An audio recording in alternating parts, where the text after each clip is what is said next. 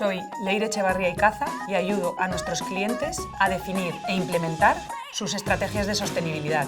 Soy Miguel Fernández Ramos. La descarbonización del sector inmobiliario es ya una prioridad. Hola Miguel, ¿qué tal? Hola Leire. Como sabemos, el sector inmobiliario consume un 40% de la energía global y es responsable del 36% de las emisiones de gases de efecto invernadero a la atmósfera. Es decir, que como consultores de este sector tenemos una responsabilidad muy importante para lograr que se cumplan los acuerdos de París y los objetivos establecidos por la Unión Europea y por nuestro país. Concretamente en España, la edad media de los edificios es de 45 años y el certificado de eficiencia energética medio es de la letra E, es decir, que tenemos un parque inmobiliario energéticamente ineficiente. En este sentido, creo que la palabra descarbonización resume muy bien el trabajo que venimos haciendo y que tenemos que seguir haciendo en los próximos meses y años, ¿no?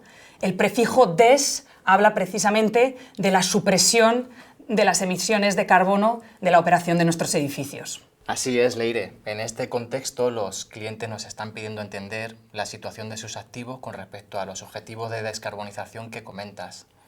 El certificado de eficiencia energética que mencionas es un primer indicador que nos habla de un consumo de energía y unas emisiones de referencia con respecto a la referencia normativa y el resto del parque.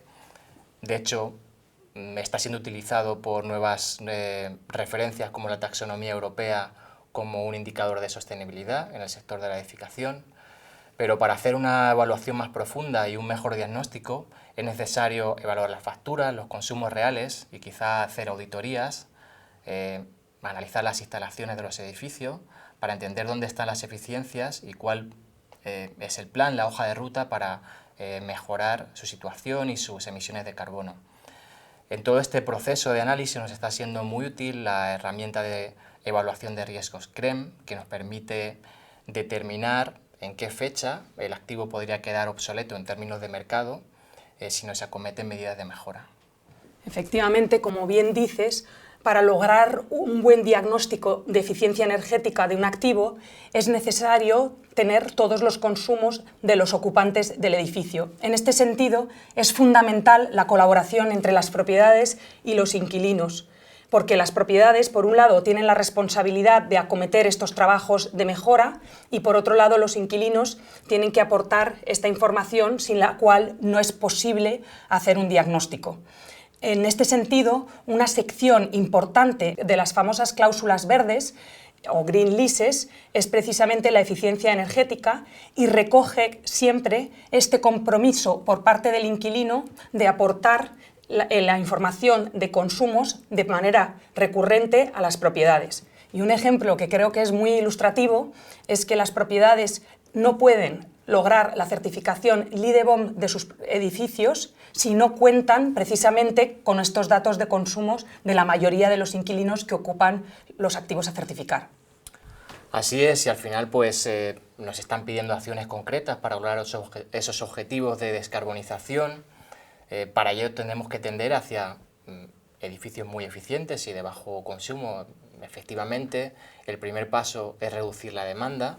Estamos hablando de mejorar la envolvente, de aplicar diseño pasivo si es posible, reducir las cargas internas y, en segundo lugar, pues mejorar la eficiencia de los sistemas que sirven esa demanda. Hablamos de la calefacción, refrigeración, iluminación. Existe una tendencia también, sino una necesidad, de reducir el uso de combustibles fósiles in situ, puesto que son emisiones directas, y por supuesto utilizar sistemas de energía renovables en el emplazamiento como fotovoltaica para servir de una forma sostenible esa energía que no podemos dejar de consumir.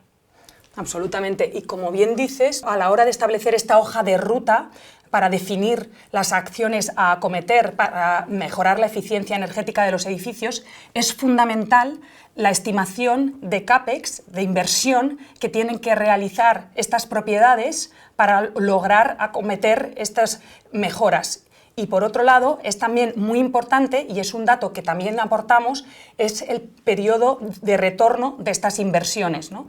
Desde CBRE creo que estamos muy bien posicionados para aportar estas estimaciones tanto de inversión como de retorno, porque por un lado contamos con el apoyo del equipo de Project Management, que es líder en el mercado, sobre todo después de la adquisición de Bovis en 2022 y que cuenta con más de 300 arquitectos, ingenieros, project managers y jefes de obra, y que nos permiten estimar con precisión no solo el CAPEX, sino también el impacto en la logística de los activos en los que intervenimos, es decir, las fases y la duración de las obras que estamos proponiendo. Y por otro lado, contamos también con el apoyo y con el conocimiento del equipo de Property Management, que gestiona en Iberia más de 12 millones de metros cuadrados de edificios industriales, oficinas, centros comerciales y demás. Entonces, ellos nos permiten estimar con precisión el impacto en OPEX que tiene la ejecución de estos trabajos de mejora. Sin ninguna duda, la mejora del parque existente es un reto trascendental para los próximos 10 años, pero tenemos que hablar también de la eficiencia y la descarbonización de la industria en sí y de un enfoque de sostenibilidad transversal que engloba muchas más cosas.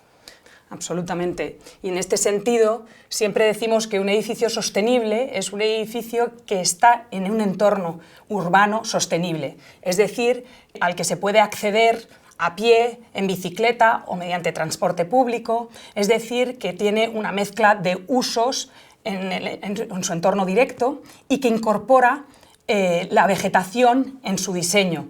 En definitiva, son medidas que mejoran el bienestar de las personas. Muchas gracias, Miguel. Muchas gracias, Leire.